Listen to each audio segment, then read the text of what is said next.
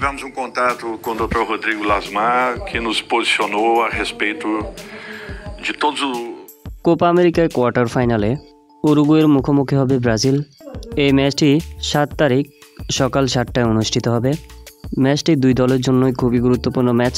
কোন দল জয়লাভ করবে সেটা বলা অবশ্যই মুশকিল, কারণ দুই দলই শক্তিশালী দল। তবে ব্রাজিলের জন্য একটা দুঃসংবাদ হচ্ছে এটাই, ভিনিসিয়াস জুনিয়র কিন্তু খেলতে পারবেন না হলুদ কার্ড 2টা খাওয়ার জন্য। তাই এই ম্যাচটি ব্রাজিলের জন্য অনেক কষ্টদায়ক হবে। ব্রাজিল সমর্থকরা নেইমার জুনিয়রকে মিস করতেছে।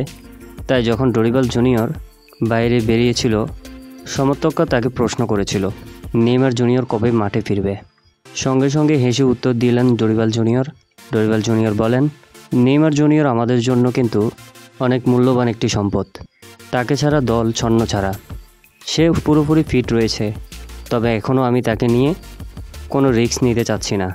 দলের প্রয়োজন হলে আমি তাকে অবশ্যই নামাবো, এমন কথাই বলেছেন ডরিবাল জুনিয়র।